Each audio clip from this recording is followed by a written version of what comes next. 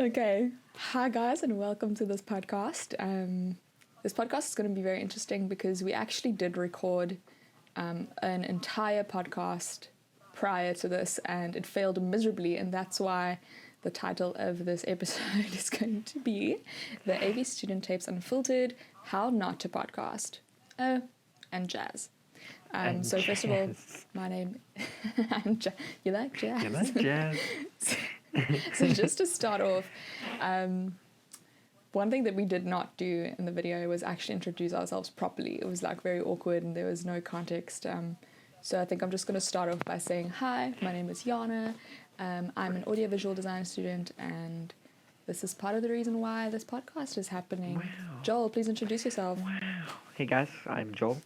I am Yana's greatest achievement. What are you going to say, little boy? I'm Yana's boyfriend, and I am helping her do this podcast because she's cool and because she's incredible and she has so much to say and so much knowledge to share. So take it as you want. Oh, you're not getting paid to say that, so that just was your own will and your own doing. Oh my days. And Joel, why do you do for a living? Tell the people. I cry for a living. I cry That is daily. Very depressing. It's not that kind of channel, Joel. So I do videography and photography with a studio called 2 Cent Studio. Just started recently, so shout out. But yeah, that is me. I do that in a nutshell, and I edit. Yeah, this is the AV Student Tapes Unfiltered, and the reason why we are recording this episode is to actually just go through the miserable mistakes we made in setting up our low-budget podcast. Beautiful. It was exciting. It was a whole movie, and not the good kind that we are aiming to produce. So, but I think before we get into that, we're just going to chat about an event we went to recently. So, long story short, Joel and I are in a long-distance relationship, and when he comes to visit, we try and optimize. We try and optimize the experience by doing as much things as possible. And so, one of those experiences were drugs. A jazz festival. That's what I said. You love jazz, though. I like jazz. Yes, we went to a jazz festival. It was called Jazzathon, and it was actually really incredible. Apparently, it had been going on for 25 years, so that's on us. We missed the first 24, and so that's on us. We're sorry. Forgive us. Yeah, but that was it was honestly such a cool experience. I personally have never been super into jazz music, not as to the degree that you're into it, Joel, but it was definitely one for the books. I can only recommend the Jazzathon to anyone who is into local music. So pretty much the first act that performed was a local jazz band called Fusion Rhythm. How do you feel about Fusion Rhythm, Joel? That was the most interviewed, set-up question. How do you feel about the economic status of Fusion Rhythm right now, Joel? Give me a 5-word answer for 5 marks.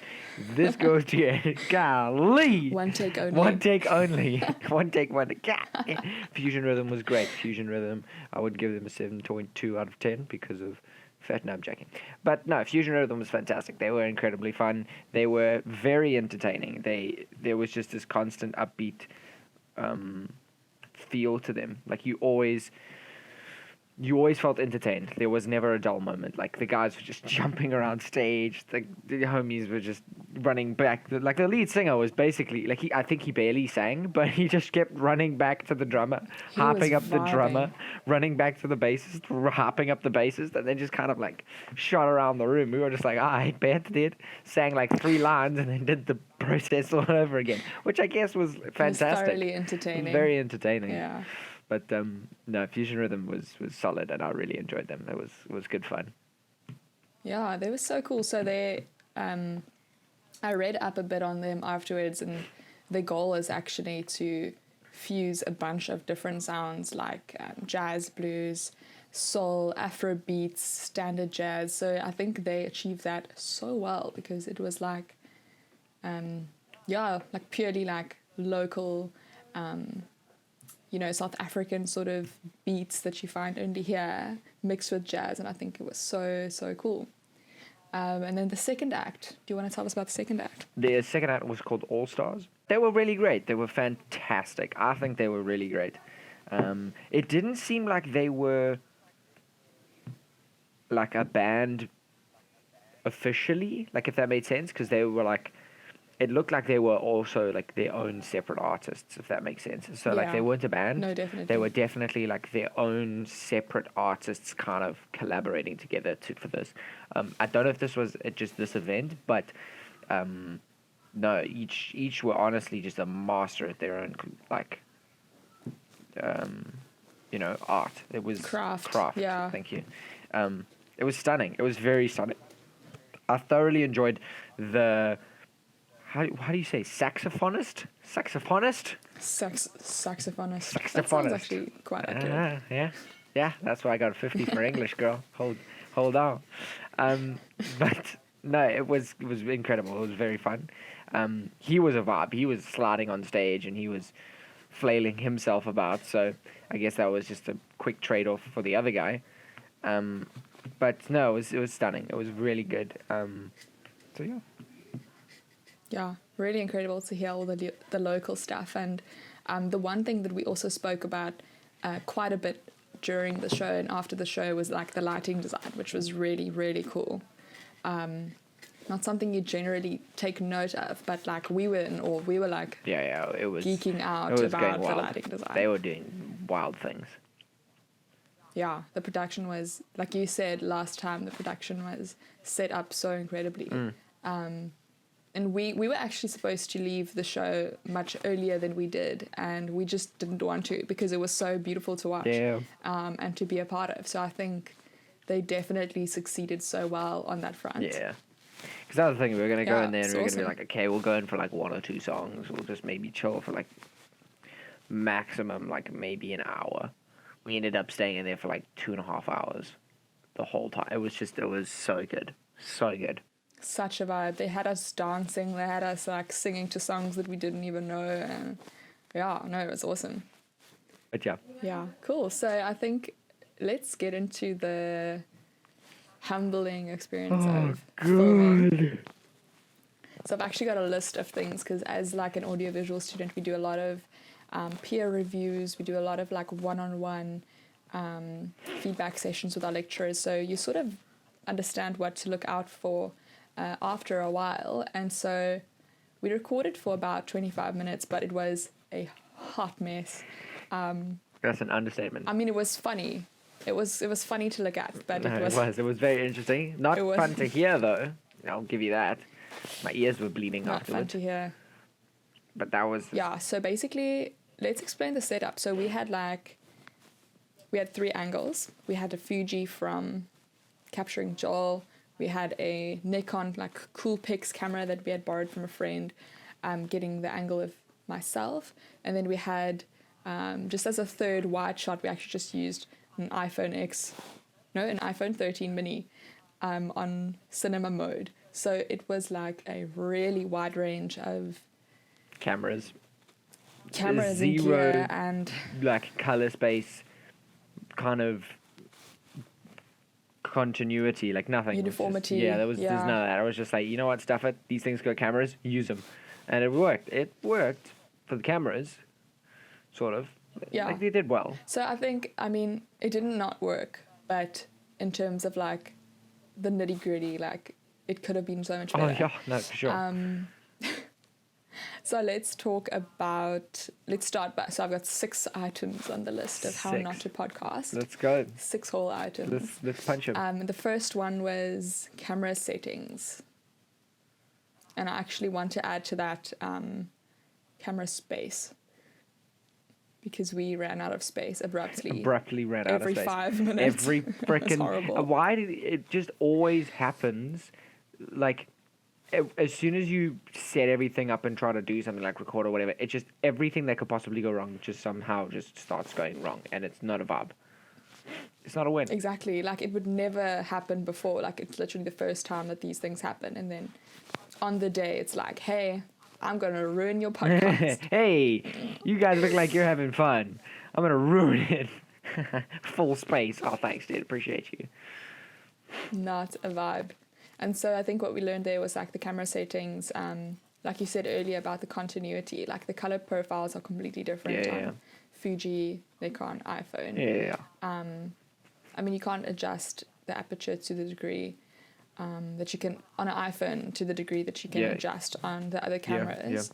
And I think the color profiles, like you said, it was like with Fuji's would be a lot more to the blue-green side, whereas the Nikon was, or the iPhone actually was a lot warmer.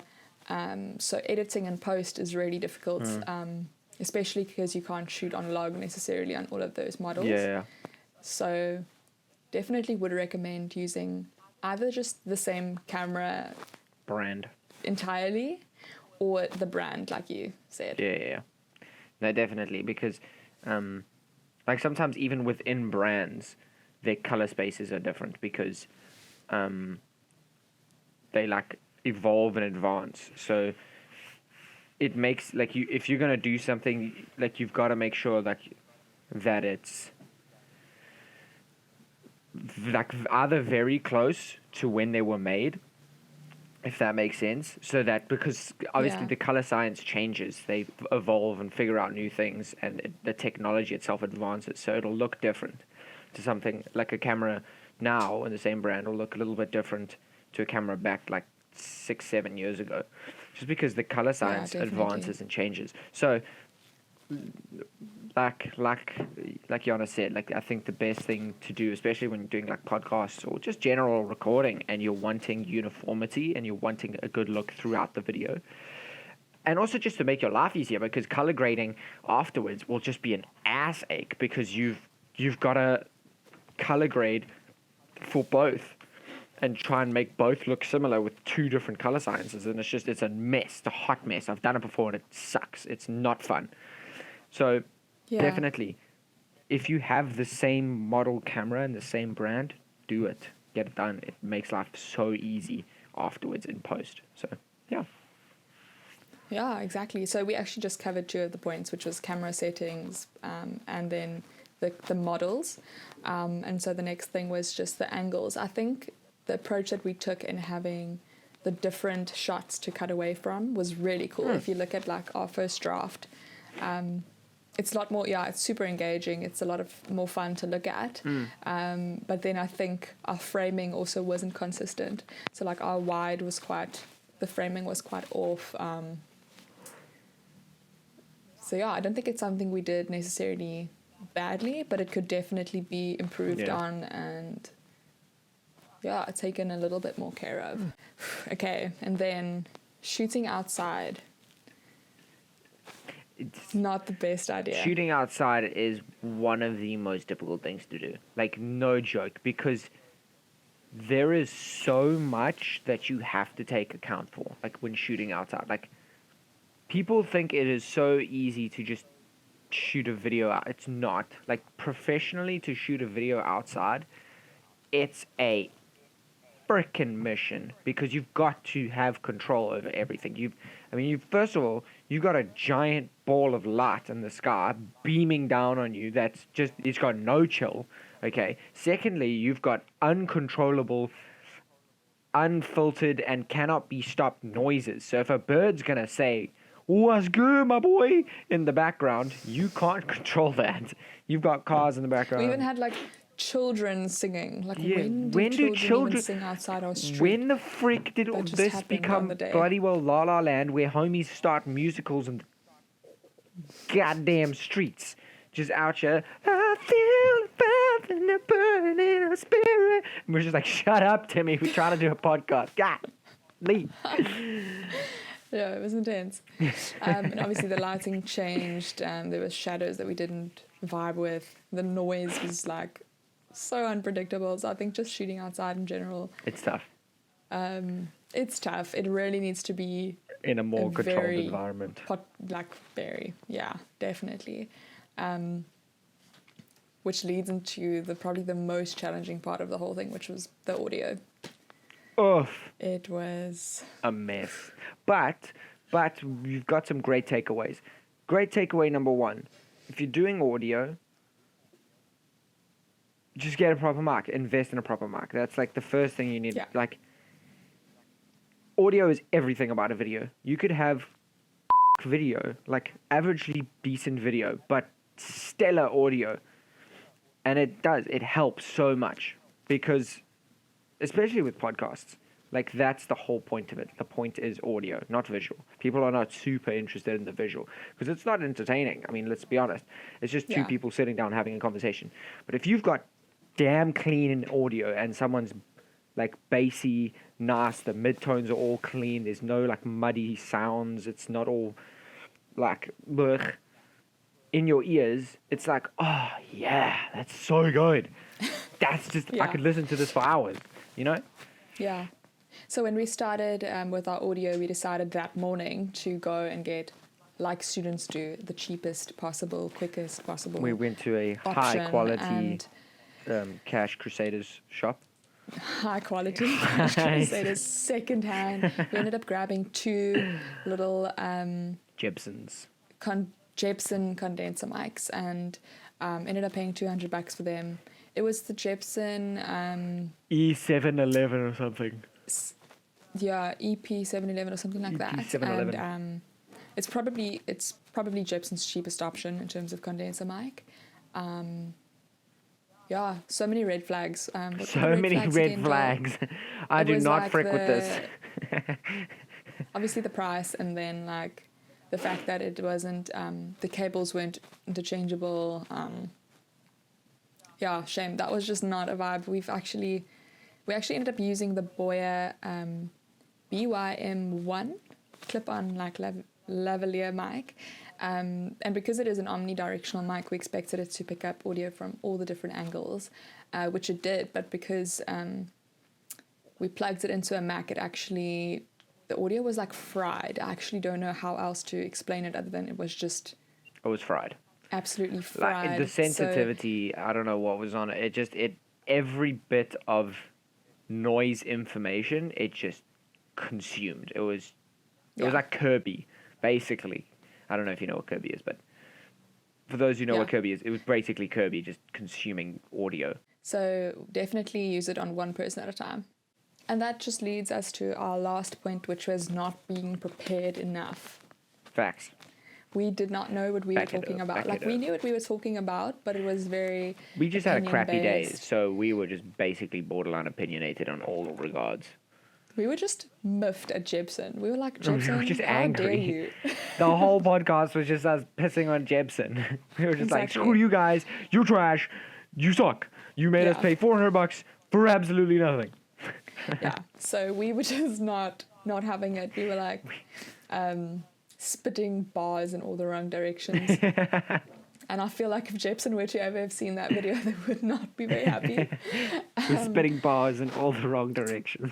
It is what it is, free speech. It is what it is.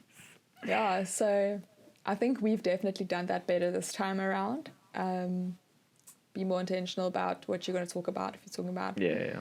electronics, talk about electronics. Don't talk about what you had for breakfast. It's just quite literally what we did last We time. literally did. Because That was my fault. I mean, that was the name of it, wasn't it? It was the name We've of the changed video. the name. We don't talk about it, Joel. That's in don't- the oh, past sorry. now. Sorry, that's a It's okay. So I'm currently using the same mic, the Boya still, the lavalier, but Lavalier, because Bill. I'm using it directly inputted into my Fuji X-T4 or a cell phone alternatively, and it's only picking up my audio, it's working so much more effectively than it is trying to pick up 2 people's voices at the same time. Because what happens is when we speak at the same time, it's like the audio just flattens out entirely and the mic isn't able to distinguish between our 2 different voices. So it just sounds like anxiety. It literally just sounds like a big giant pot of anxiety and someone. It was horrendous. It was great, but it was Yeah. horrendous at the same time. Yeah, we are bad at landing podcasts. Even last time it was horrendously It awkward. was just horrendously awkward. But anyways, thank you guys. We appreciate you for watching this video. Please give Yana high marks on this. Thanks. Love you. Amen. Deuces. Get out of here, man. Bye. Get out of here, man.